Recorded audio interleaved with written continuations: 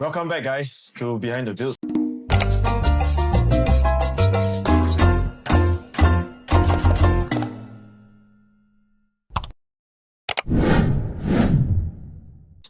Why are you laughing?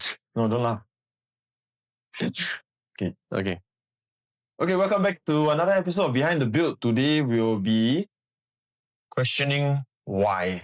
Why do we have something so beautiful but we have lost it? Being the lost art of craftsmanship in modern construction. So what are the things that we see that we in the past but we don't see anymore? Right, the widespread use of parquet flooring, for example. Wooden balustrades that are beautiful, for staircases.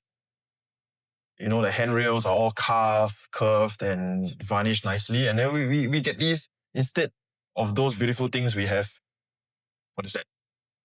Tubular, mild steel handrails. Aluminium. Yes. And we used to have stonework. What do you call it, stonework? For what? Decorative stonework. Yeah, there is. I mean, if we look at our City Hall building, it's still standing, right? Yeah. So we had solid things back then. Right now, it's just thin layer of veneer that we cover over the surfaces of our structures, and then we call it art. So, what do you think is the biggest factor as for the change? Okay, in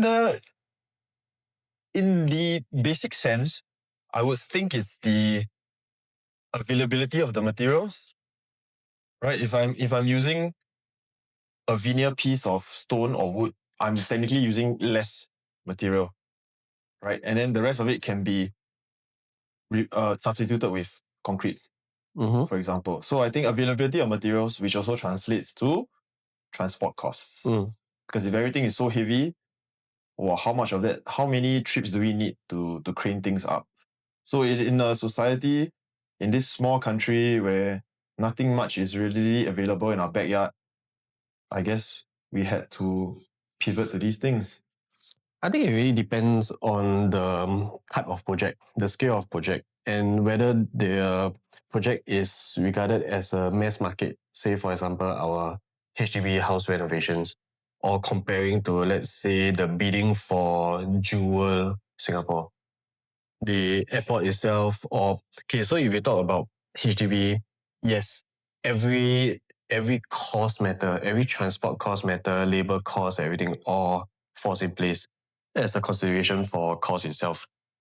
But you see, for example, the Jewel airport, right, where the tallest fountain, the entire acrylic glass, right, was shipped in a full piece to Singapore. So yes, I would say that transport costs, all this, right, yes, it does play a part comparing to last time and now. But it's also depending on what's the scale of project that we are targeting towards also. But it seems like we're dealing with a lot of these one-off things, and it's not made readily available in terms of pricing to the general public. And because of the availability, people tend to give up at design stage, right? Like, why should I input this in if I know my client can't pay for it, or I have to travel really far in advance to go and source these things out?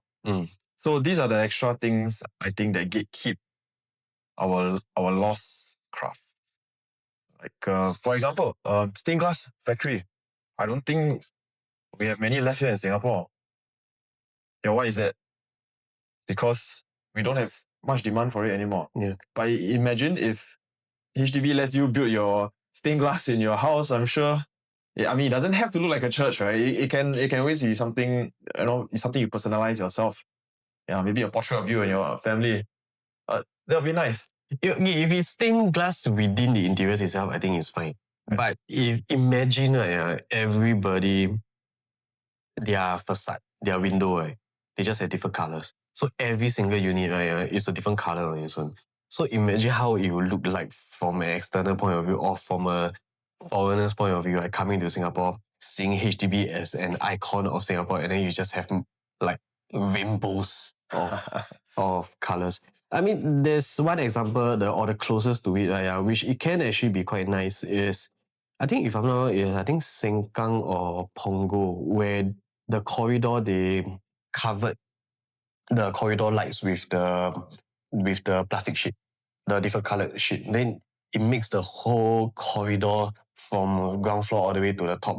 You just have the gradient of colors. I think it's quite interesting. But as a cohesive site for Singapore, maybe not so much for the facade, the window.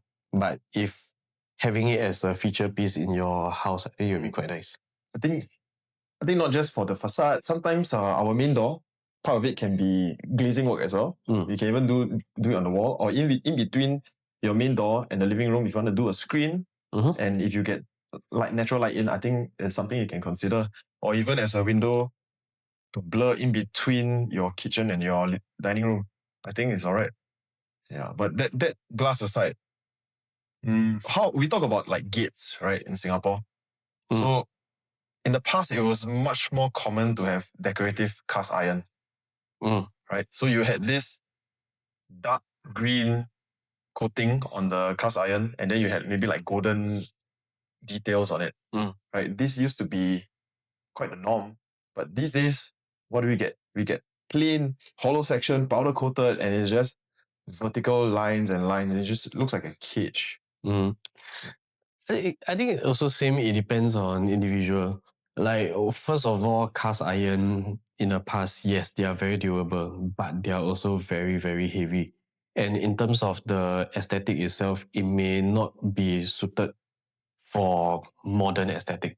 I mean, you have all the rods, the sharp hooks at the top. Then after that, the cast iron, the way that they are textured are also very different comparing to the modern context now where everybody just wants a sleek design.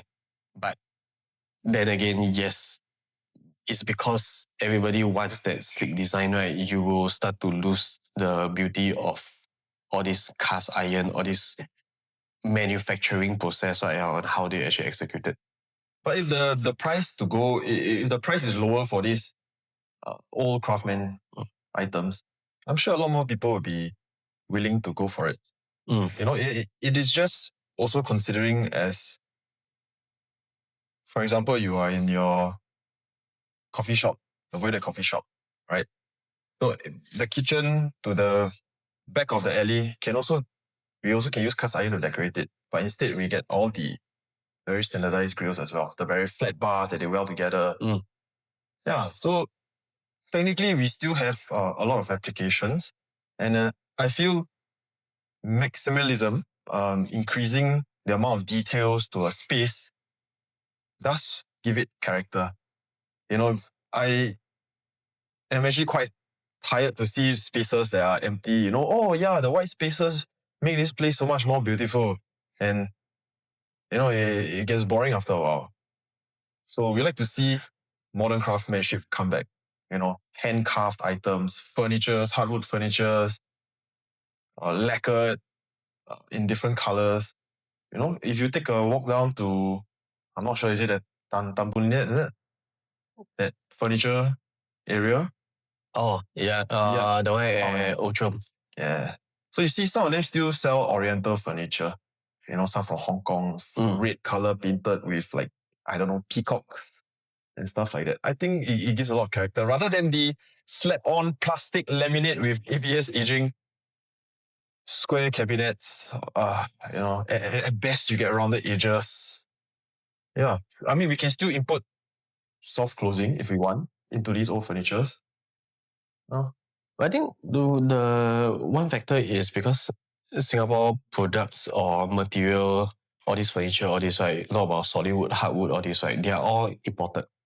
So because of the scarcity of all these resources, right, naturally the prices are going up. So that is one factor. Second, we talk about the increase in modernism where everybody just wants everything to look clean, aesthetic, modern.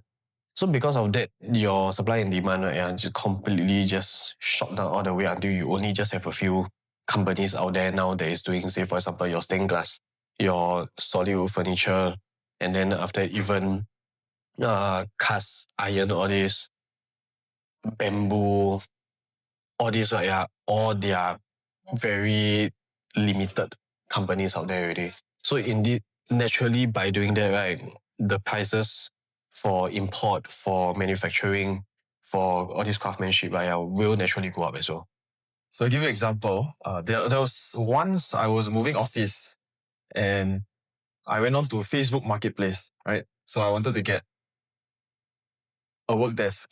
So I came across one that looks like Donald Trump's table in the Oval Office, right? Decorative panels at the front. You get a inlaid, maybe leather piece at the top. And then you got nice curved edgings around the side, right? This one I saw came with like lions as well. So we had the price of the finished piece, that means full lacquer colored, and we had raw. So with raw means you can see the different pieces of wood joined together, so it's all in different shades.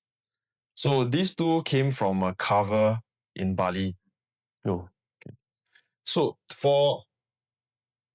without all the shipping, just to purchase the finished table, it was around $1,200. Which is considered quite cheap. I mean, Singapore context. I mean, if you were to get someone here to carve it up, Yes. Maybe it was going to be like 3 times more. Okay, but do you know how much the unfinished one cost? No. $220. Okay. So you see, the majority of the cost came in the finishing, right? You say. So it's not that it's not possible, but I think that, if we can buy in raw items and we work on it, maybe we can still achieve our dream of getting our beautiful things back.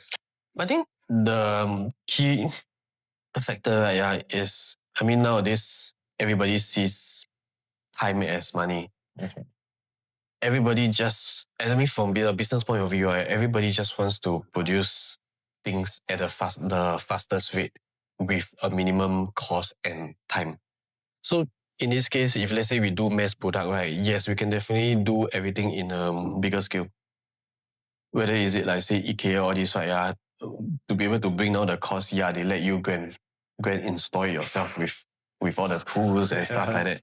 And then after that, the materials that they use are also easily fabricated. But because for all this craftsmanship, all this solid wood, all the like you mentioned, right, the main cost actually came from the labor, the finishing of the furniture. Yeah. So all this, everything all requires time. If I can do 10 project, close one eye, easily do. I earn, let's say for example, 10,000, 20,000. Okay, sure. And that maybe only takes me about 1 to 2 months, say. But if I were to do the restoration or even do solid wood carving, lacquering, all this, right? If that same exact time frame I am just to do that one furniture, right? That one furniture is definitely going to cost. Is it worth the cost to bring these things back? I think it depends on individual. Like there will be a niche group of people, right, that still appreciates all this kind of craftsmanship, be it whether is it a design or not. I do have friends whose parents, the whole house, they keep all the antiques. So to them, that is their beauty. They don't see all the modern, all everything very clean, right? They are not that kind. They are the kind where don't care how old the furniture, how damaged it is, right? They say, no, I want to repair. Yeah. So there will be this group of people, but to be able to push for the current context now, I think it still requires some time and emphasis on all this craftsmanship, all this beauty, right? For people to slowly go back into the appreciation for craftsmanship. Okay. So I'm sure you dealt with clients in their homes. They ask for, hey, I want a TV console, right? And then they'll tell you, oh, I want it glass in the front. I want it flipped down. I'm put in my whatnots. Have you ever once suggested someone to get it, to get a freestanding piece on its own? No, I always do that. You always do that, right? Because to have it all in like we said in the modern context, so cleanly cut out, it's just like a template piece. For me, when I see clients, generally I already kind of have a feel of what kind of personality, what kind of design sense that they like. For most of the time, the older generation, they just want a house that is homely.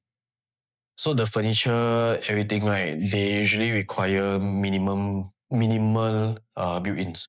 Other than, your kitchen, your wardrobe and stuff like that. But other than that, TV console, all this, they would prefer to get off shelf. One thing is because if anything spoil, sure, I just throw the whole thing, and I just change it. But there are also the other demographic where, especially the younger generation these days, they like the kind of Pinterest aesthetic. So Pinterest aesthetic, they want, say everything concealed, everything smart, all the light, all the switches, light everything, right? I don't want to see the bulb casing. I want everything hidden and stuff, make everything very clean. So you definitely will be able to tell what kind. For people, the older generation, or even for me personally, I usually will always just push for loose item. Not because I don't want to earn money, but because I always feel that for a house, having too much built-ins actually sometimes makes the whole space very cramped and very, very bulky. But if you want to have a more homely feel, just hang photo frames around, having some decoration display from Taobao, all this, it naturally will make the owners feel at home. And if they like it, sure. So have you met those type of clients? Oh, there's an empty spot here. Let's just do some storage cabinets. Yes. Yeah. So they end up storing junk inside, right? Yes. I have this story where, I mean, speaking of that, right, something similar, is I actually renovated the client's kitchen because they wanted to change a fridge. But after we finished the whole renovation area, the fridge didn't change. In fact, we added more storage because the owner bought a lot of things from Taobao. So before our renovation actually even finished, once the carpentry up already, you see all the Taobao stuff, all inside. Then no more space. But the fridge, is still there. Yeah. Then also they think that, having white space, like I mentioned earlier, is a sin. They want to have something built there, but why? Why do we crowd our living conditions with more things and actually more junk? And to bring back to damn it.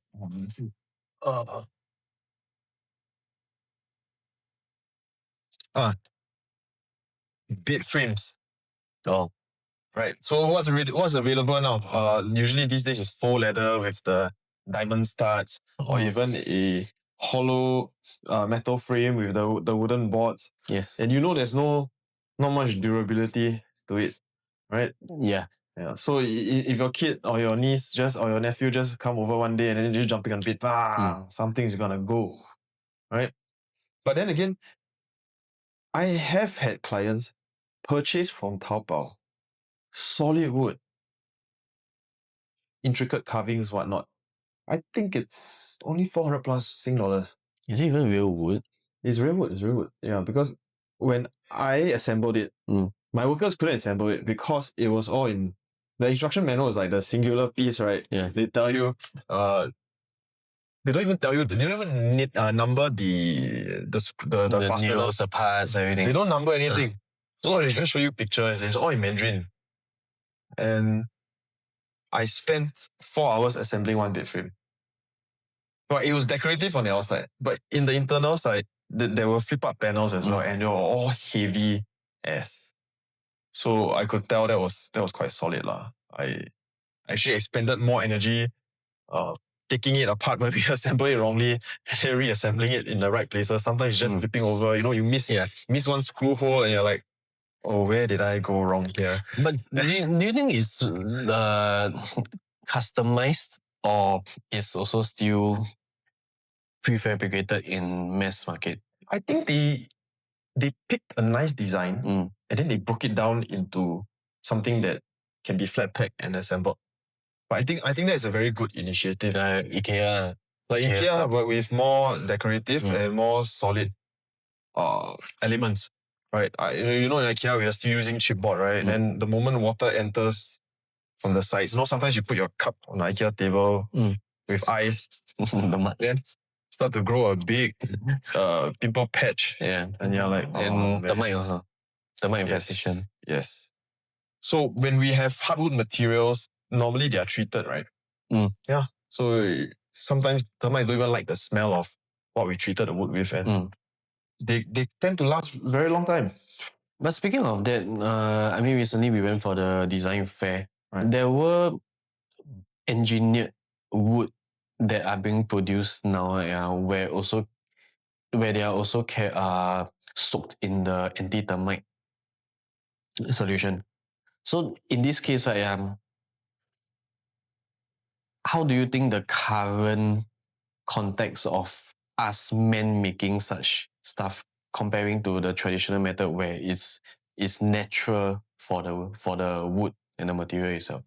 I don't think locally we have. I'm not really an expert, but I don't think locally we have wood that is hard enough to make these furniture, because we're in a temperate climate, right? So a lot of rainfall, and I don't think anything is hard, Like to even dry out these these woods, right, that we have, they might not even dry. It's always but we did toy with this idea of building an entire residential house landed in timber. Yes, there is this company locally that did their fire testing for the structure. So their design is already approved to build a house. So, but they use a mix of structural materials. So they still have their steel brackets where they slide the timber columns on fast. So that one we can explore, we can bring it back. And then we also have the other set of things where every wall in the house is also an engineered wood panel. So you imagine you got the two columns, then we just slide these panels 1, 2, and 3. Then you have your window, then you can install your window later, and it's like foam insulated in the inside as well. So lightweight construction, it's faster. If it's not too heavy, you don't even have to bash out the foundations. You can just lay it on top of the footings, or even reinforce the footings wherever required. So this cuts down construction times from a year over to the main structure being done within 3 months. So it looks like we're bringing back the old craft, but we are using new technology, new methods to do it. I think this is one of the things that, one of the strategies we can employ to bring back the craft. Like, can you imagine heritage buildings, conservation houses? The moment the plaster structures start to crack, give way, who do we call in to fix them and to redo the decorative part of it? The plastering, I would say main corner. Okay. But for decorative wise, I know there are specialists who would use plaster to restore, say for example, the church statues, right, or even all the wall motifs, all these, or there are specialists who are covering that. So when we apply this to our clients' places, usually who do we call? We call our plaster guys, right? Yes. Our plaster seal guys. And the common thing they say is, we don't have a mold for it. We can't do it. right? So they are the slap on the wall type lah, right? They're not too much about the decorative edges. And I don't know, have you seen those YouTube videos where you get some like Iraqi using his hand to just mold the pattern out of the ceiling? Yes. Yeah. So we need more people like those. We need more people like those. And even the video of the I think Taiwanese lady that goes around doing the Great Wall of China.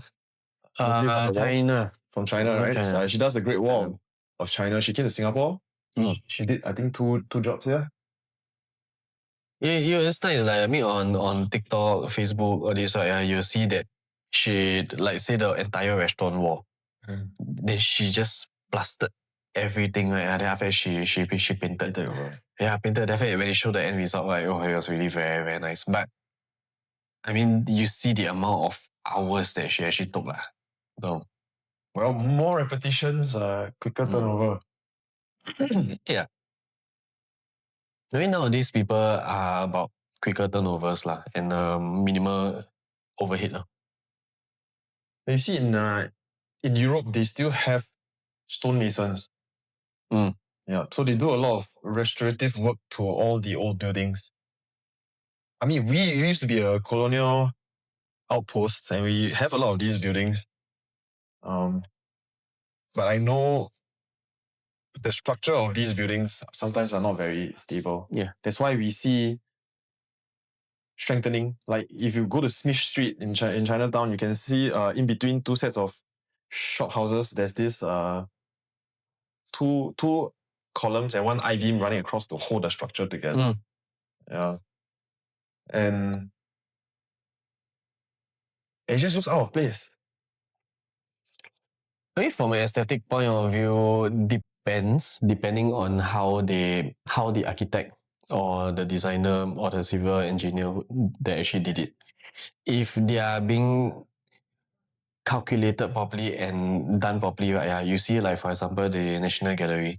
National Gallery is one good example of how they retain the facade, but yet at the same time, right, everything behind and inside, right, they modernize it, they redesign and they rebuild the structure. But internally, right, they still kept the columns, and then they design around the column. So from a consumer's point of view, right, when you enter the place, right, the motifs of the column is just in front of you. So you can actually see all the details. So it can be done properly in architecture theory. We always say old and new. How are we going to combine the old together with the new that makes it look harmonious? Which Singapore, in terms of landscape context, they are trying to do that. Especially you see, for example, the Outram Park area or the Tanjong Pagar area, where you have quite a distinct, clear separation, right? Yeah, where you have all your modernized building, but yet at the same time they still retain a portion, right? Yeah, where all your shophouses are there. So that blend in terms of macro landscape wise, right? Yeah, I think if it's done properly, it's very interesting. Have you had experience working with a conservation property before? Shophouse. Yeah. Mad, right? So there are two different types. They have the dry for dry use, and there's also the F&B. Right. So now BCA came out with a lot of fire compartment regulations. The ground floor must be covered in fire rated boards. Your stairwell needs a fire rated door now. Right. And you need to strengthen. Then you need to get an engineer in to do the exhaust all the way to the rooftop. It's just so expensive to work in a shop house. And when clients ask, hey, I'm thinking of getting this place. And you're like, are you ready? Yeah. And now they even have requirements for barrier-free access for wheelchair users. Yeah, so you end up having a ramp in the unit if it's two different levels. But they don't see the problem. The 5-foot walkway in front of the shop house and the road levels are of different height. And some of them don't have ramps to the ground level and steps. So they require you to make your unit wheelchair friendly, right? But the access from the public space to your unit, right? There's no way you can enter with 2 wheels. Yeah, because of the whole platform. Yes, and then they categorize different buildings in different zones that some you really can't touch the plaster panels in front. Yeah. And not to talk about the timber battens and roofing restoration work in these shophouses. Right?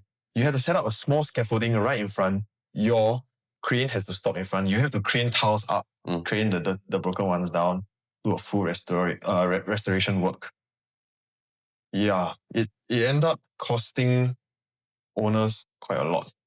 Rather than, if I build a new building from scratch, 4 stories, all glass, concrete, whatever, it's going to be much more straightforward. Yeah, but the conservation houses and some places, they require us to use mineral paint. Yeah, so mineral paint preserves the original structure from weathering. Yeah, but have you ever seen along the edges of these columns that have been painted, and you see the chip of paint coming off? Yes. And it's almost 1 cm thick already. Right. So no one has discovered yet, right, how to strip off the paint and repaint, right? I think for shop houses, it's kind of it's a challenge for architects and designers, contractors, basically anybody in this field, because in the past, all these shop houses, right, they don't have the regulations as comparing to now, where you have a lot of BC regulations, SCDF regulations, fire safety, even for F&B, food licensing, medical licensing. There's a lot of permits and requirements going on now. So in order to convert the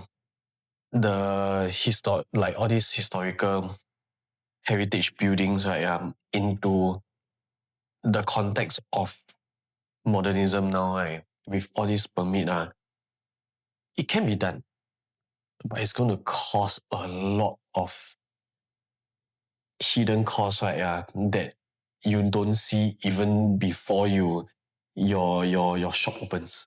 Yeah. So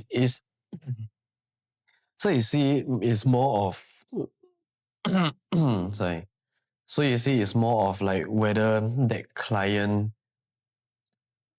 chose the shop house for a specific reason. Some people, like especially I know for architects, for designers, right, a lot of them, they over time, after they start to grow their company from industrial area, they would choose shop houses. I think it carries a certain value or brand, right, for the company itself. But apart from the branding element, for anybody who appreciates the heritage, the history of shop houses, like how you always have the mixed development where the upper portion is residential, then below is the shop for the owners, for them to sell their things during the for shipping, for port, all this stuff. But it comes at a very heavy cost. If you are trying to turn over a different function, like say initially, right, if it's, say for example, a co-working space, maybe the requirement, because nobody is staying, right, so requirement fire safety wise, right, you may not necessarily need certain requirement.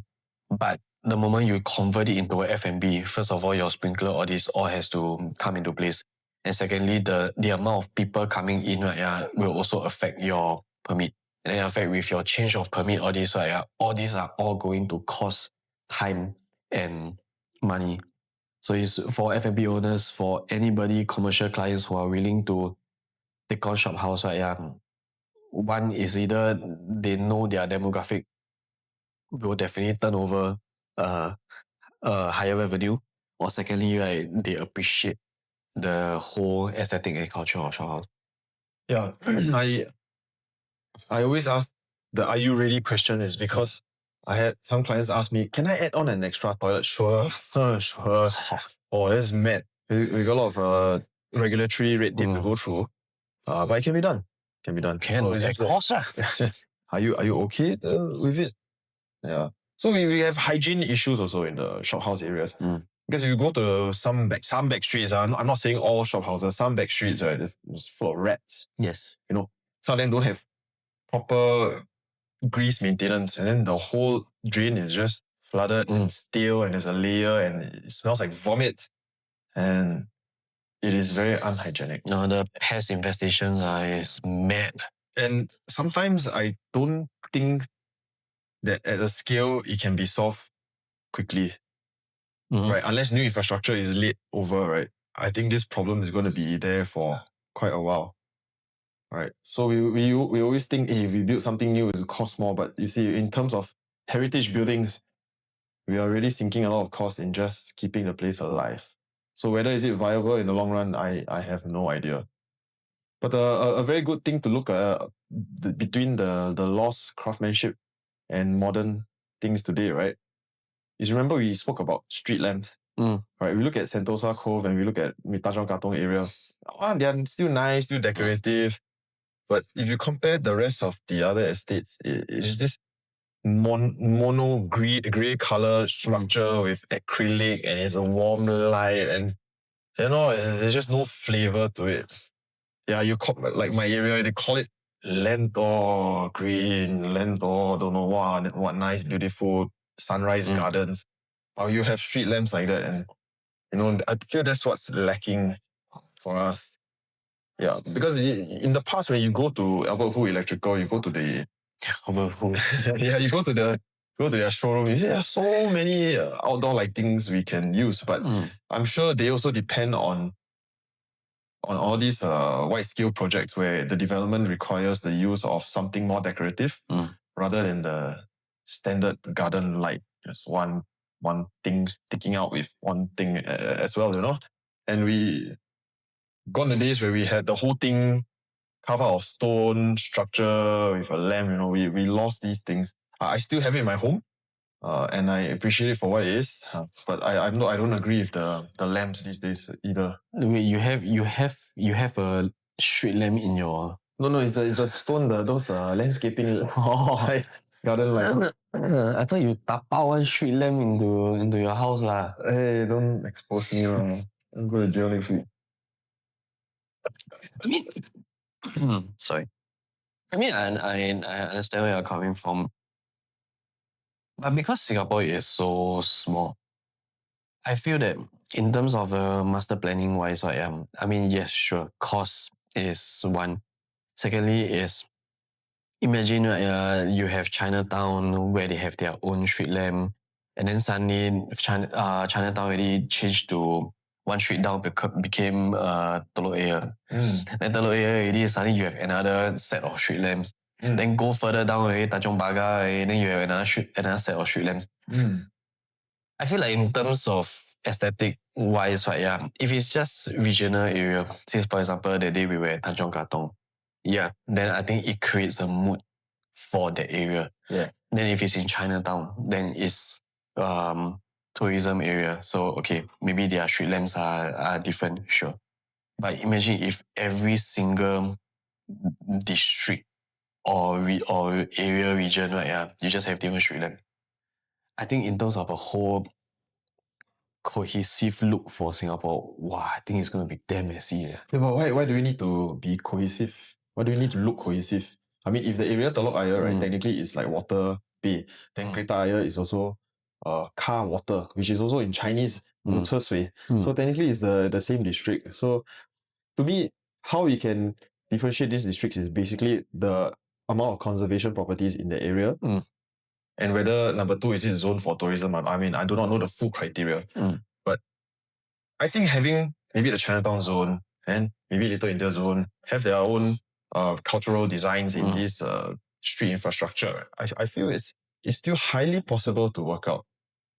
Yeah, I think that one is okay. If it's based off from cultural value, region, Little India, Chinatown, or Geylang Serai, all this, yeah, then I would say it's good to have a certain identity within the area itself. But I think for general highway, all this, I wouldn't see anything wrong with the standardized grey light. I mean, when we were young at that time, you remember all our street lamps used to be orange. Yeah. Yes. Yeah. Actually, it gave a very nice ambience. Like especially when walking, then when you're driving, right, when you're in a tunnel, all this, right, then it's like, wow, everything is orange in color. It gives you a more cozy vibe. But then nowadays, because of practical reason and because of the durability of the light, all this, they changed all of it to the white LED light. Maybe more people fell asleep as well when it was warm light.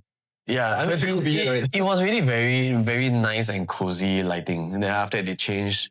And also, I think because of safety. So for certain streets, because of the dimness of the orange light, it was quite dangerous for especially those alleys and stuff like that. But after they convert into all these white lights, it definitely make the whole place brighter and also I would say safer. Yeah, so the idea of backstreet lamps changing brighter is to get rid of vice activities. Let's call it that. Yeah. Okay. Also the durability of the lights which is for maintenance wise. Have you heard of this bamboo and cane furniture guy? And he customizes stuff, and then his shop is first floor. I think somewhere is it Basar area or is it Mott Road area? No. Yeah, but apparently he's like the only one left, and his things are getting more and more expensive. Where are his bamboos from? I cannot remember exactly where, but the other time when I wanted to build this structure for a wedding, it's like a tentage structure, right? I think one 3-meter long bamboo, maybe about 150 to 200 thick, right? He sent me back a few $100s, man. I think it was in the $300 range. Okay. That's for a piece of bamboo, my man. You see, that's the sort of the downside of Singapore, where we don't have our own, or we don't really have much of our own natural resources. So like you say, for example, Vietnam, all these, they make use a lot for whether it's architecture or interior works, right? They use a lot of bamboo. So all these, are readily available for them. So, and also because of sustainability and implementing their culture and their raw materials into the design, and that is what makes, say, Vietnamese architecture or design the way it is. So we see one time when we're like, I think it's within the region one. But for Singapore, where we don't have all this bamboo, all this, or all the charcoal trunk, all this, all has to be imported. But once you import only, yes, back to where we mentioned transport costs, shipping costs, time, all these are factors as to why the cost for your invoice or your quotation shot up just because of that bamboo. So I've seen some stores where they wanted to clad a wall with the bamboo itself. So, it has some texture to it, some linear textures. But we are in a society where it's so expensive to get these things, right? Then you have the bamboo cut in half from the top to the bottom, and then you can see nail onto the wall. And I think the whole world has become like a confectionery factory, right? Instead of working with the raw materials we have, right? Throw them all in a food processor, mix it with this chemical, mix with that, and then we make a flat piece of wood panel, and they call it, this is a bamboo panel, stronger than wood. Why do we do things like that? We add extra steps to things that may not even be as strong or even durable as what we used to have naturally. I only have one thing to say, which is readily made available for the mass market, so that everybody can have an appreciation or a choice to choose, say, bamboo or this, but obviously they are going to be engineered and fake. So have you been to hotels, the back of the house of a hotel? So you have the laundry areas, then you have the engineering department, and then you have the catering. Have you been to one before? Maybe not until that scale. Okay, so most hotels.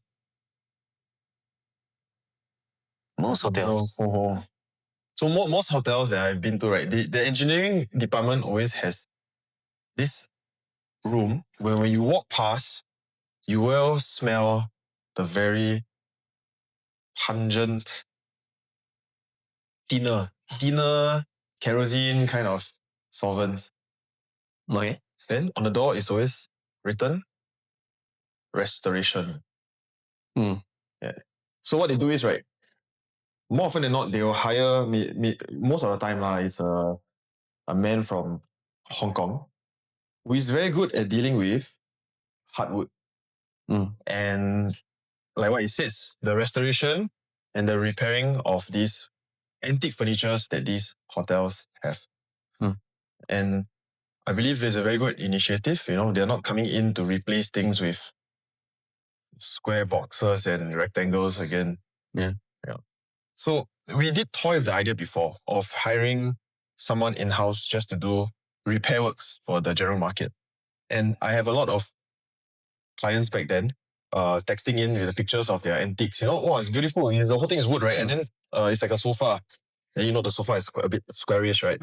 And then the panel that you're sitting on is like mother of pearl design. Wow, garden. Then it's just like iridescent under the light. Then we told them, we do our best. We're not experts. But you want to strengthen the thing, no problem. Add a few panels below. Okay, hard. The thing won't crack anymore. It won't give way. The seams won't give way. But for your mother of pearl portion, there's not much we can do. We have zero expertise on that. Right. The closest thing I can think of is maybe grinding out a pearl into powder and just sprinkle with a bit of resin and varnish and then just call it a day. Yeah. So, but the budgets they have for the repairs are very high. Yes. I think because they know they know it's a very, very niche market and it's very limited people that are willing to do these kind of things anymore. So naturally, it is definitely going to cost. But I don't know. I feel that sometimes it may actually be a good thing that all these specialized craftsmen, right, are only left with their hand feel. Then I would feel that would actually make the value of it, right, worth talking about or worth trying to keep, as comparing to if everybody, right, is just doing the same thing, and if they oversaturate the whole thing, then wouldn't that actually become a common element in the design industry or when renovated houses? But it's because it's so niche, right, that media talk about it, we talk about it. For architects who likes detailing, who like materials, will also talk about it. Then that will actually bring up the appreciation for all these specialized craftsmen. So solicitation time. The idea is we're going to create a platform where we link craftsmen from all over the world to projects all over the world. Then we will get them temporary work visas to finish their things, and we'll give them visibility so that the craft is not lost.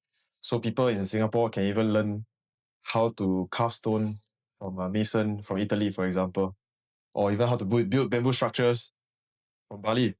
Yes. So we need investors. So who wants to join us? We can make this happen. Yeah. Yeah. So the next thing, rattan is being replaced by plastic. Can you imagine? The parents used to cane you with a piece of nature, right? And now you just kena from a piece of plastic. Man, it's not going to sting the same way. It's going to hurt more because it's not going to be that flexible. It's going to hurt a lot more. I mean, not that I know how plastic cane feels like now, lah. But I can still feel the bamboo cane on my ass now. Every time we talk about caning. Oh no. Bamboo. I mean, for rattan, all this, it's also the same for bamboo, where they are all imported. Whether is it from Malaysia, Indonesia, all these, right, all definitely are going to cost. And and there is only a limited resource to what we can use. But because for Singapore wise, right, we don't have all this as our natural resource.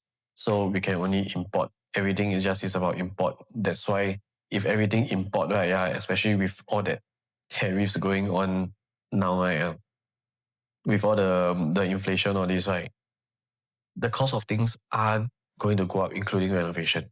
And if everything go up, right, then either the clients are the ones that face the end result of the increment in cost, or we maintain back the same amount of cost, but we have to sacrifice something.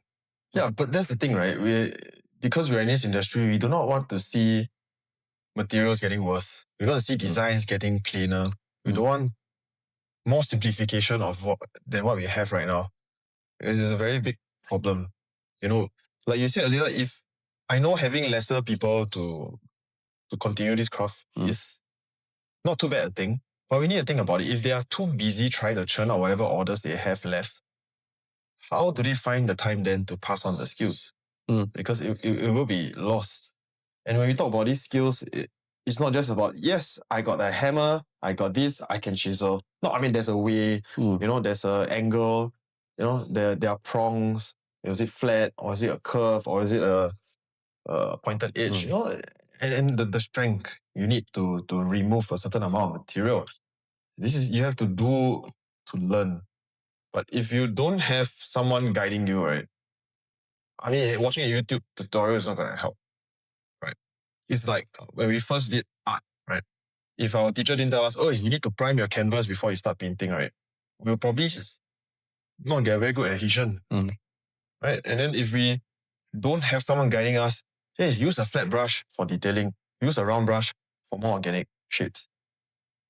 We will just be churning not so ideal things for a while. So to have at least a basic someone to teach you will be great. I mean, it's the same for Singapore hawkers. There's always this saying that the hawker culture eventually will die.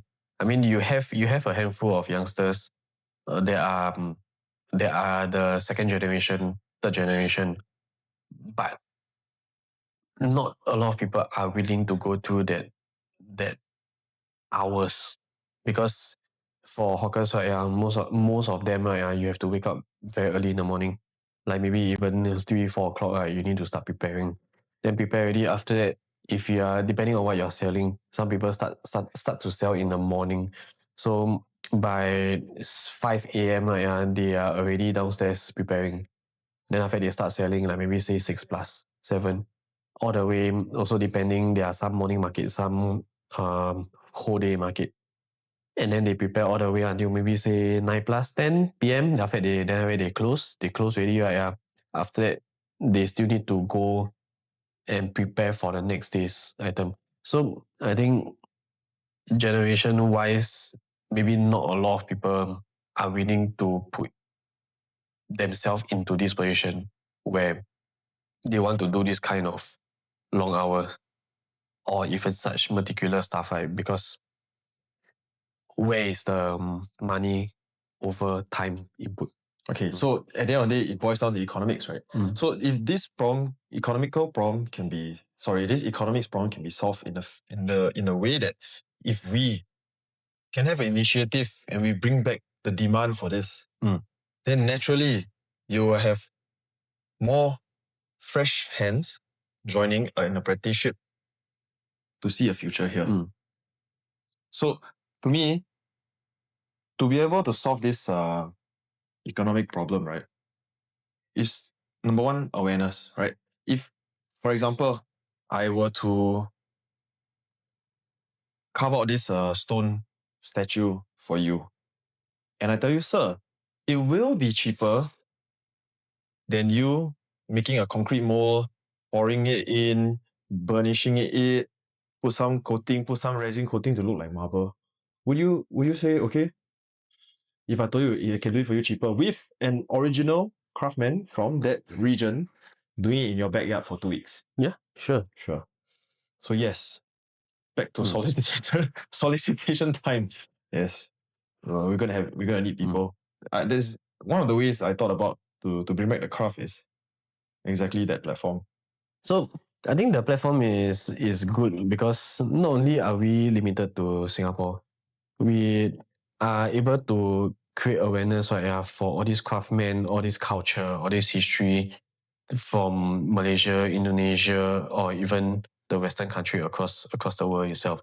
So I think it's a good platform to pull everything in together in terms of the culture and potentially changing the way we see architecture and design. Right now, got a big opportunity. We can turn Gaza into the next Bali. That is not going in. She will put it in. Yeah. So other than the death of aesthetics, are there any functional failures that happen because people didn't do things the proper way? Yeah, I think okay, there's one article, this regarding the March 28, 2025, the Myanmar earthquake, which affected one of the Thailand's 30-story building for it to collapse. So this one, other than for corruption itself, the other main factor was actually cost cutting. The steel that they use from this China company, that manufacturing process, is called the induction furnace process steel. So that was actually banned in China construction because of the inherently inflexible in coping with stress and strain from earthquake itself. But somehow it was approved in Thailand for that construction. So because of the earthquake, it resulted in the whole 30-story structure to collapse. Yeah, it wasn't fully built. It was still in the midst of erecting its structure, steel columns and stuff. But it's because, first of all, why they use it in the first place, right? Yeah, it's cheaper. And also to cut costs, right? The thickness of the walls that was supposed to be every say maybe 30 cm, right? It was reduced to 25 cm. Yeah. Then after the other factor, is why, in our previous podcast, last time, we always say cheapest may not always be the best, because sometimes the cheapest bidding in this case, for this incident, it was 15% lower than the average bidding, which was won by another China company, right, for USD 63 million. So it was already 15% less as to what was estimated already. And then because of all this cheap material, the steel structure, the steel integrity, plus the reduction in the column thickness itself, all this, because of cost, it resulted in a lot of deaths and injury. Yeah. So in this sense, the craftsmanship wasn't that much of the issue. It was more of the materials Material used. integrity. Yeah. So in Singapore we have like different grades of concrete, 45 and all that, and the components are all different. Yeah, the cost is different. But if your engineer spec for you this certain grade, right, you should never deviate. Yeah. If not, there could be implications later on. And for engineers, they will never allow you to go anywhere too far off from their specs. I mean, yes, there are engineers who will be a bit more kiasi, a bit more scared to die, right? They will usually spec more, which is definitely safer. They will tell you, okay, maybe you can go a bit less, or you want to go even more, sure, up to you, depending on your cost margins. But anything way past the margin for all these specs, right, they will never allow it because their own license is on the line also. I think it's good for Singapore-wise, even though not regarding the craftsmanship aspect, but more of the building aspect in terms of cost. There is something that BCA, all this, they will never compromise. That's true. But it also doesn't change the fact that some things are over-designed. Yeah. I mean, for all this craftsmanship that we mentioned, all this bamboo, all this stuff, right? Mainly we are talking about interior, and maybe for shophouses, all this, right? Using all these natural materials to be implemented together with modern technology and structure to enhance the rigidity of it. But for overseas, right, for Japan, Vietnam, all these, a lot of all these countries with all this rattan, bamboo, or natural solid wood, right, they actually treat it and they use it as an entire structure on its own. 100%. Like, I went to Finn's Beach Club in Bali. The entire time I was seated down, right, I was just looking at the details everywhere. Oh, how on earth did they bend it this way? How did they run the wires, the lighting, the sound system? How do they run plumbing through things as well? So I've always been very curious about how to do this, and I probably want to take a course one day. Either that or we can bring people in to build stuff. But you see, if we ourselves don't get involved in it, right, we wouldn't know how to design. So before anything else, we should always get our hands dirty, get acquainted with the bamboo, learn how to design, what thickness is required, what treatment is done, before we can make any proposal here even. Even building a pondok for a private house, I think is a very good space to start. I think apart from just choosing or bringing in bamboo, rattan, all this because of the aesthetic, right? I think I agree that being able to get your hands dirty and to understand the material on its own, right, to have appreciation for the characteristic of the material, only then, right, you'll know what is the best way to implement it into your design. Or even for client's point of view, right, what kind of design, what kind of feature do I want using the bamboo? Because me as a client, I appreciate the material, the flexibility, the characteristic of rattan bamboo, the durability. Yeah. Then from there, I think the understanding appreciation, right, would last longer than just purely because it's beautiful. And I don't even think bamboo has a structural issue. Right? In Hong Kong, right, they use it for scaffolding. Yes. And it's like skyscraper height kind of height. So to me, I think that's really out of the question. It's not about whether it's strong or durable, because it has proven time over years and years that it is a sustainable resource and it is strong. So to our viewers, if you want to join us for a bamboo course, we can consider going next year together as a community. If I'm not wrong, one of them is for construction, the other one is for furniture making.